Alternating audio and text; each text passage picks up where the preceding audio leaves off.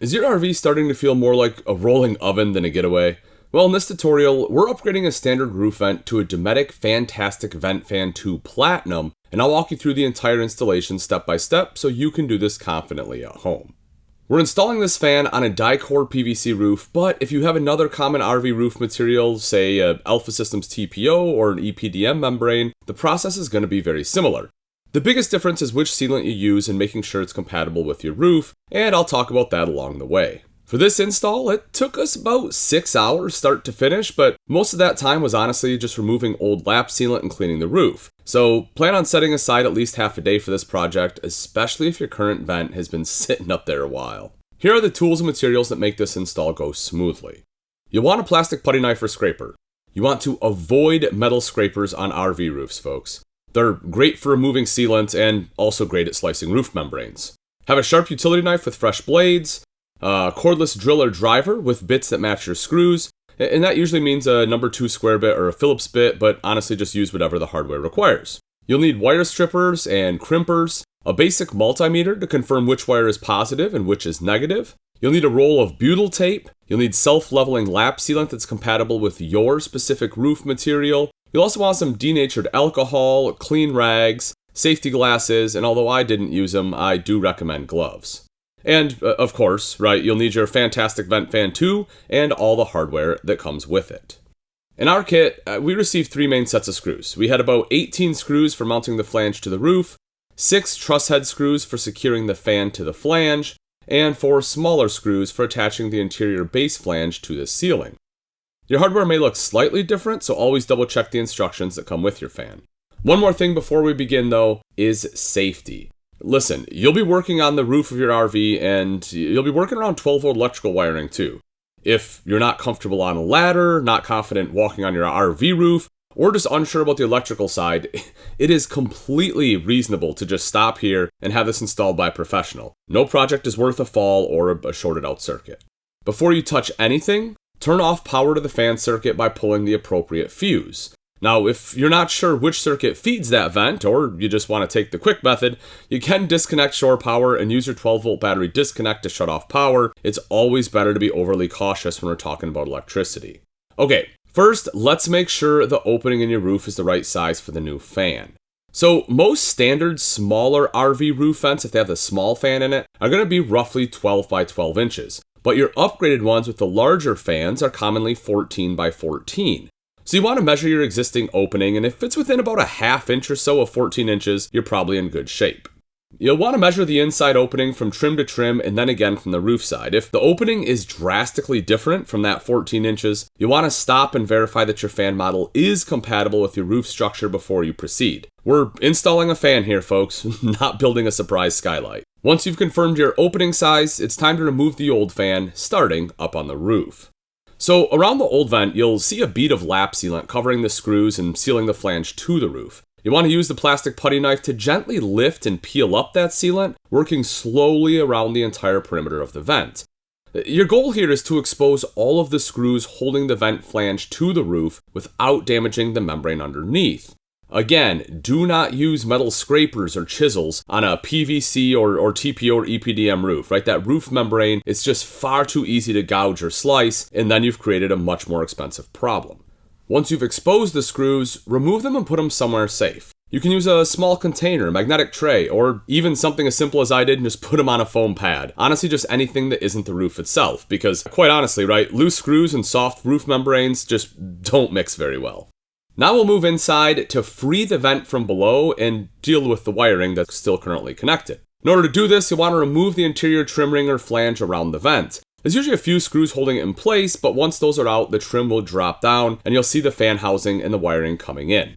Next, you'll want to gently push the old fan assembly straight up and out from the inside. The old butyl tape under the flange will likely still be holding it onto the roof pretty well, so you may need to apply steady, even pressure around the edges to break it loose. What you'll want to do before disconnecting anything is to use your multimeter and confirm which wire is hot while the circuit is still live, and then make a note or just mark it with a piece of tape and turn the power back off. You'll typically see 2 wires feeding the fan, a positive and a negative. Now on a lot of RVs, positive will be red or maybe white with a colored stripe, and negative is often just solid white. But wire colors can and do vary, so don't rely on color alone. Now you should be able to easily access the wires to disconnect them from the old fan and remove any wire nuts or crimp connectors. Then you'll just simply want to move the old fan out of the way and set it aside. And that brings us to probably the most time-consuming part of this entire project, and that is cleaning the roof. This is the part that nobody's excited about, right? But honestly, it's also what keeps water on the outside of the RV where it belongs. So on the roof here, you'll see a bunch of old butyl tape and lap sealant around the old vent opening.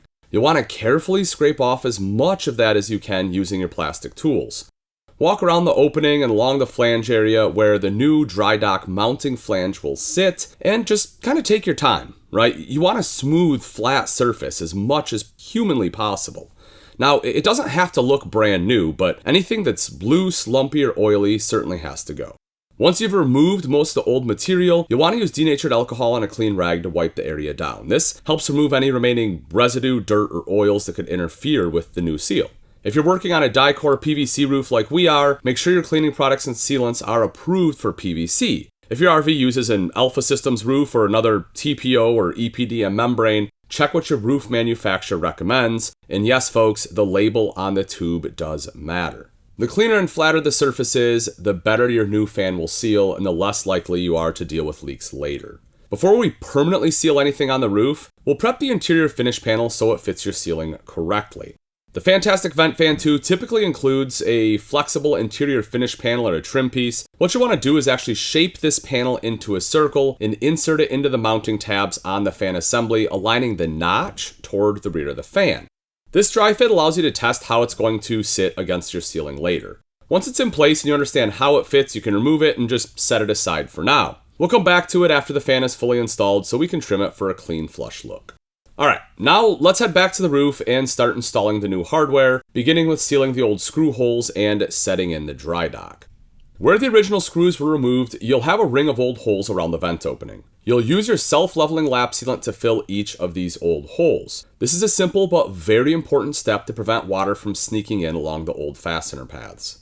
Next, grab the dry dock piece from your Fantastic Vent 2 kit. Apply butyl tape around the underside of the dry dock where it's going to contact the roof. You want a solid, mostly unbroken ring of butyl so there's not any gaps when it's pressed into place. Next, carefully set the dry dock into the roof opening, making sure that it's centered. You'll need to pay attention to hinge orientation here. You want the hinge end facing toward the front of the RV, so when the lid is open, it tilts toward the rear while you're driving. Press the dry dock down firmly so the butyl tape starts to compress against the roof membrane. This is what will create the primary mechanical seal between the roof and the flange. With the dry dock in place, it's time to fasten it to the roof. Your kit should include a set of screws for this step. In our case, it was 18 screws for attaching the flange to the roof. You'll begin by driving the screws in evenly around the perimeter. You want to alternate sides as you go, kind of like tightening lug nuts on a wheel. This helps pull the flange down evenly into the butyl tape so you get a consistent squeeze all the way around. As you tighten, you should see some butyl tape slightly oozing out along this edge of the flange. That's a good sign that the flange is seating well and that you're getting a really solid seal. Once all the screws are installed, go back over them and snug each one down, but don't overdo it here. You're compressing butyl and biting into the roof structure, not trying to strip out the holes or distort the flange. Next, we're going to weatherproof the flange with lap sealant. So using a self-leveling lap sealant, once again, that's compatible with your roof material, apply a generous amount over every screw head. Then you want to run a continuous bead along the outer edge of the flange where it meets the roof. So again, on a PVC roof, use a PVC-compatible self-leveling sealant. On an Alpha System TPO or EPDM roof, use the sealant that they recommend. Matching the sealant to the roof membrane is very important if you want it to bond properly and last. Also, take your time and be thorough here. You want complete coverage on the screw heads and a continuous unbroken bead around the flange. As the sealant self-levels, it will smooth out and it'll create a clean, durable seal. Once the flange is sealed, we can then install the fan body itself. So you'll want to set the Fantastic Vent Fan 2 into the opening so it sits on top of the mounting flange. Line up the screw holes in the fan with the holes in the flange. Next, we're going to use the 6 truss head screws from the kit to secure the fan to the flange. Drive them in evenly around the fan housing and tighten them firmly, but again, do not over tighten. You're threading into plastic and you don't want to crack anything. At this point, the fan is physically installed on the roof. Now is time to move inside and start hooking up the wiring. So we're going to take the interior finish panel that we dry fit earlier and place it into the opening so it sits up against the ceiling. You may find that the panel extends down past the ceiling surface and it needs to be trimmed. So what you're going to do is take a straight edge to mark where the panel meets the ceiling. You want to remove the panel then, unfold it, and carefully trim along your marked line using a utility knife, or even better, a fine tooth or oscillating saw. Work slowly and take small cuts to keep the edge straight and smooth as possible. Once trimmed, reinstall the finish panel so it sits flush against the ceiling. Now, if it doesn't hold itself in place firmly, you can secure it with a bit of tape until the rest of the interior flange goes in, and this is exactly what the instructions state to do. Inside the RV, you'll see the fan's wiring harnesses hanging down through the opening, along with your RV's positive and negative wires. If you didn't do so earlier, before making any connections, turn the power back on just long enough to verify polarity with your multimeter. Confirm which RV wire is positive and which one's going to be negative. Once you know it for sure, once again, we want to turn the power back off. Then, take a look at the RV wires and if necessary, strip a small amount of insulation from them. You'll want to do the same for the new fan supplied wires if they aren't already prepped, which in our case, they were. You want to crimp female blade connectors to one end of both the supplied positive and negative wires. You then want to use butt splice crimp connectors, or in our situation, the existing Wago connector, to join the fan's positive lead to the RV positive and the fan's negative lead to the RV negative. Follow the wiring diagram that came with your fantastic Vent Fan 2 to verify wire colors and any additional controller sensor wires your specific model may have. After crimping each connection, give the wires a gentle tug to make sure they're secure. Loose crimps can become intermittent problems later. Once your main power connections are made, plug in the fan and lift motor harnesses to the control board on the fan assembly. These connectors are usually keyed so they only fit one way, but you still want to make sure that they are seated fully and locked into place. Now, if any part of this electrical process feels uncertain, this is a good point to bring in a professional RV technician. It's honestly going to be a smart move, as incorrect wiring can damage the fan or even worse, the RV's electrical system. With the electrical side handled, let's finish up the interior and make everything look clean and factory installed. Next, you'll want to take the interior base flange from the kit. You're going to hold it up against the ceiling around the opening, centered and aligned with the finish panel. Then use the 4 interior screws from the kit to fasten the base flange to the ceiling. You're typically going into the ceiling panel and possibly into some framing, so once again, don't over tighten and strip out any material here. Once the base flange is secure, snap the decorative frame or trim ring into it. Press around the perimeter until it clicks into place and sits evenly all the way around. Now the interior side is finished and the fan should look clean and integrated with your ceiling. With everything installed, it's time to test the fan.